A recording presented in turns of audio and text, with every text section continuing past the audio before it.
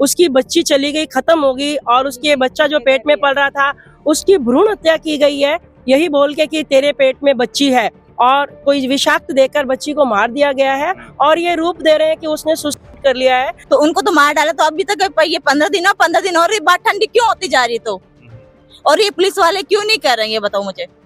तुम अपनी बच्ची से कितना मिलते थे, बच्चियों की शादी में तूने बुलाया था या नहीं बुलाया था?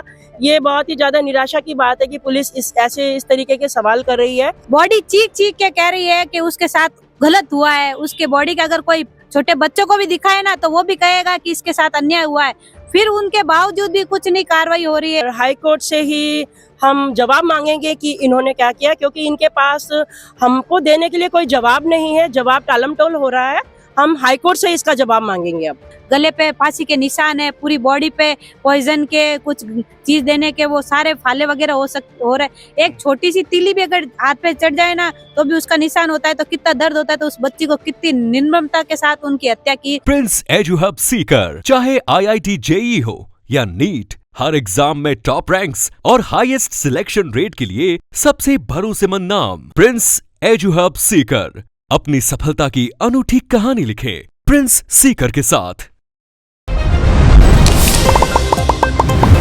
कमगणी राम राम सा, मैं हूं आपके आगे आपका दोस्त दीपक। आप देख रहे हैं को जोधपुर चैनल। अब आप देख सको, मैं हूं जोधपुर ग्रामीण SP साहब रे कार्यालय के बाहर, जठे आज सोनू तंवर हत्याकांड मामले में जो आज काफी संख्या में सैन समाज इकट्ठा हुआ है। इन पूरे मुद्दा के अंदर जो है बढ़ चढ़ के आगे आई है पवन मिश्रा, जो कि मेरी भावना संस्था की संस्थापक है। वह बात कर, वे भी अंदर जाकर आया था। मैडम, परिवार का लोग जो है 2 दिन पहले अठे ज्ञापन देने आया था, आज वापस समाज लोग इकट्ठा हुआ है, आप भी साथ में आया हो। अंदर आप बात करके आया था, SP साहब क्या बताया? SP साहब ने अभी हमें बोला है कि जांच चल रही है। SP साहब ने जो हमें पूछा गया है बच्ची के पिता से कि आप उससे शादी के बाद कितना मिलते थे, नहीं मिलते थे, तो ये सब पूछने का तो कोई मतलब ही नहीं है। उसकी बच्ची चली गई, खत्म हो गई, और उसके बच्चा जो पेट में पल रहा था उसकी भ्रूण हत्या की गई है, यही बोल के कि तेरे पेट में बच्ची है, और कोई विषाक्त देकर बच्ची को मार दिया गया है, और ये रूप दे रहे हैं कि उसने सुसाइड कर लिया है। आज SP साहब से हम मिले तो निराशाजनक ही बात हमें यहाँ सुनने के लिए मिली गई है कि पिता से ये पूछा जा रहा है कि तुम अपनी बच्ची से कितना मिलते थे, बच्चियों की शादी में तूने बुलाया था या नहीं बुलाया था। ये बहुत ही ज्यादा निराशा की बात है कि पुलिस इस तरीके के सवाल कर रही है। पुलिस को तो फटाफट कदम उठाना चाहिए। फॉरेंसिक रिपोर्ट जैसे ये बोल रहे हैं आएगी, उसके बाद हम कोई डिसीजन लेंगे। तो पुलिस को डिटेन करना चाहिए, जो भी अपराधी है उन्हें डिटेन करे फटाफट, जिससे कि अपराधियों को सजा मिल सके, और जो मृतका है उसको न्याय मिल सके, और जो उसके पेट में जो बच्ची थी, पल रही थी, जो कि विषाक्त से मर गई, उसे भी न्याय मिल सके। तो मैं प्रशासन से यही उम्मीद करूंगी कि जल्द से जल्द कोई ना कोई कठोर कदम उठाए और अपराधियों को डिटेन करे।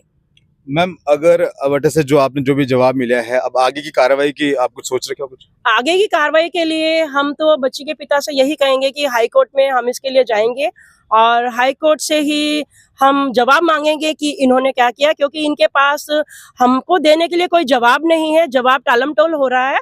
हम हाई कोर्ट से इसका जवाब मांगेंगे। अब मैडम, आपका शुभ नाम? आप भी अंदर मिलकर आया था? हाँ, तो हम अंदर गए थे तो बोल रहे हैं, तो 15 दिन बोल रहे हैं, ऐसे बोल रहे हैं, उस परिवार को ही सोचूंगा और आपके परिवार के सोचो, तो ऐसा क्यों सोचेंगे? ये गई तो हमारी बेटी की, इनकी बेटी थोड़ी गई थी, तो उनको तो मार डाला। तो अभी तक ये 15 दिन और ये बात ठंडी क्यों होती जा रही है? तो और ये पुलिस वाले क्यों नहीं कर रहे हैं, ये बताओ मुझे।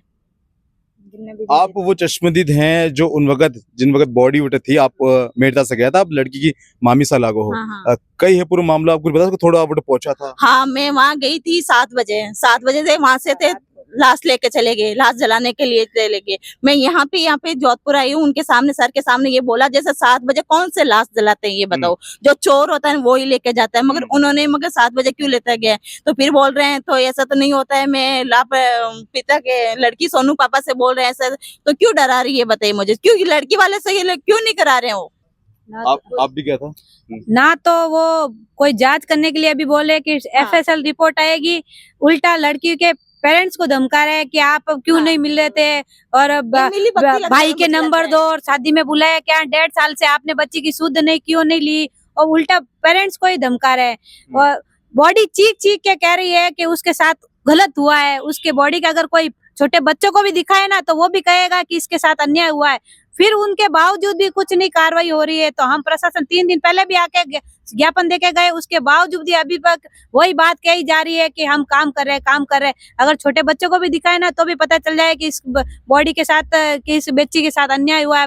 गले पे फांसी के निशान है, पूरी बॉडी पे पॉइजन के कुछ चीज देने के वो सारे फाले वगैरह हो रहे। एक छोटी सी तीली भी अगर हाथ पे चढ़ जाए ना तो भी उसका निशान होता है, तो कितना दर्द होता है। तो उस बच्ची को कितनी निर्ममता के साथ उनकी हत्या की।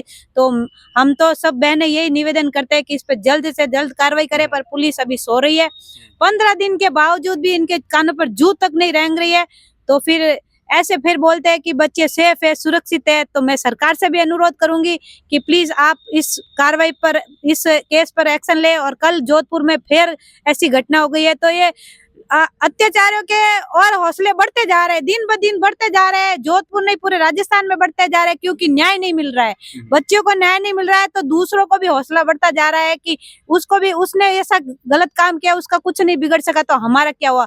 तो आए दिन जोधपुर में, राजस्थान में ये केस बढ़ते जा रहे हैं। तो प्लीज हम प्रशासन से निवेदन करते हैं कि प्लीज आप काम कीजिए और गलत को गलत और सही को सही साबित करने के लिए महीने 2-2 महीने बर्बाद मत कीजिए। जी बिल्कुल बिल्कुल। अब मैडम आप भी कुछ बता रहे थे? मैं यही कह रही हूँ कि जैसे हमारे जोधपुर में अभी ये प्रचलन चल गया है कि लड़कियों को मार दो। मैं इतनी परेशान भी हो गई हूँ, क्योंकि बेचारे सब मेरे पास आते हैं बार बार कि हमारी बच्ची को जहर दे दिया, या किसी ने जला दिया है, या ये कर दिया है।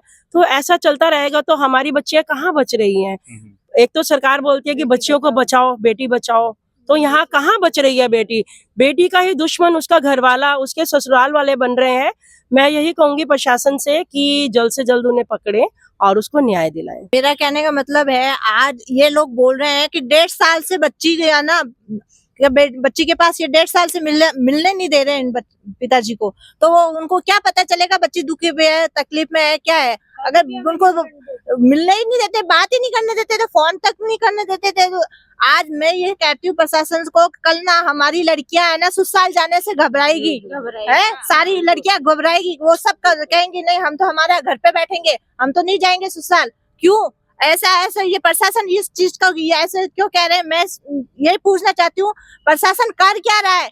वो अभी तक 15 दिन हो गए, 15 दिन से वो है ना गिरफ्तार क्यों नहीं हुए, है ना? उनको हाथों हाथ गिरफ्तार। प्रशासन यही बोल रहा है कि घर वाले जैसे बच्ची की शादी कर दी तो उसको भूल गए। क्या पुलिस वाले भी अपनी बच्चियों को ऐसे भूल जाते हैं क्या शादी करने के बाद? वो उसका पिता है, कैसे भी कोशिश कर रहा होगा उससे मिलने की, फोन करने की कोशिश तो करता ही है ना हर इंसान।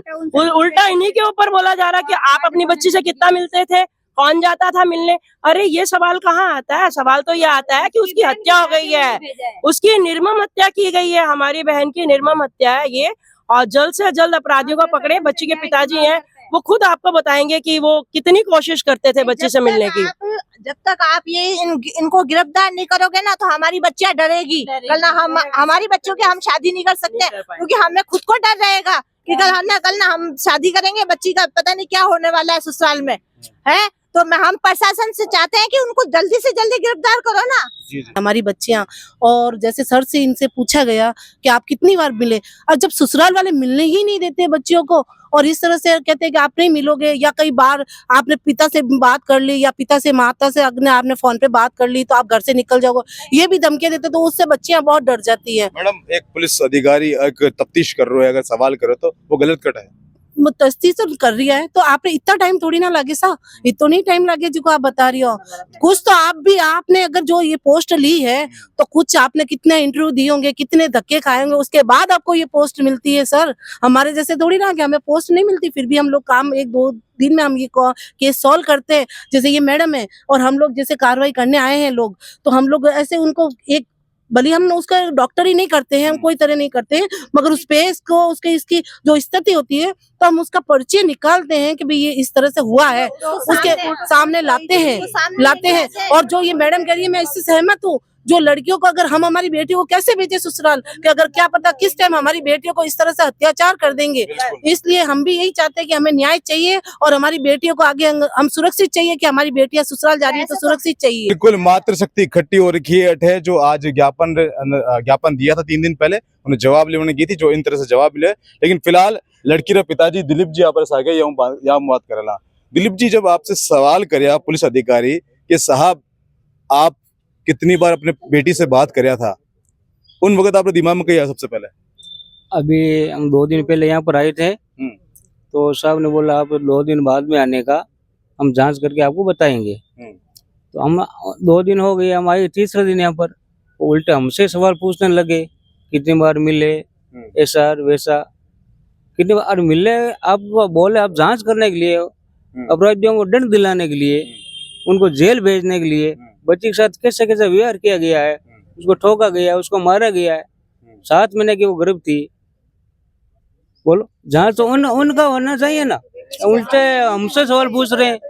और मिलना है करना है वो तो मिलता रहेगा, दर्द तो होता है ना, वो इसका मतलब ये थोड़ी किसी बच्ची को खत्म कर दे, अगर नहीं मिले तो बच्ची को अब जो भी आप बात सुन चुके हो अंदर, आपने बता दिया एसपी साहब, अब आगे की कोई कार्रवाई सोच रखे हो आप? आगे कार्रवाई तो हम आगे जाएंगे, कोर्ट जाएंगे, यहाँ कोर्ट जाएंगे, इनका देख लिया, प्रशासन का तो कुछ देख लिया, नहीं है यहाँ पर, साथ नहीं दे रही है। कोई अगर साथ नहीं है, प्रशासन तो उल्टा ये तो हमसे सवाल पूछ रहे हैं। तो बल्कि हमसे बोलो। सवाल कर रहे हैं। कुल मिला के सैन समाज का लोग इकट्ठा है, और मेरी भावना संस्था की पवन मिश्रा जी भी, और भी कई समाज सेविका है, अनीता जी भी है, सभी लोग एक ही बात बोल रहे हैं कि अठ से संतुष्टपूर्ण जो जवाब नहीं मिले, इन कारण से अब कोर्ट रो दरवाजा खटखटाना पड़ेला, और इन सोनू तंवर जो है बच्ची, इन न्याय दिलावे के लिए पुरजोर कोशिश करेला। फिलहाल के लिए आपने कई लोगों को कमेंट करके बताओ, और मैं हूं आपके आगे आपके दोस्त दीपक झलको जोधपुर से। इन वीडियो ने और भी शेयर करो, अपना प्यार विश्वास यूं बना रखो। धन्यवाद।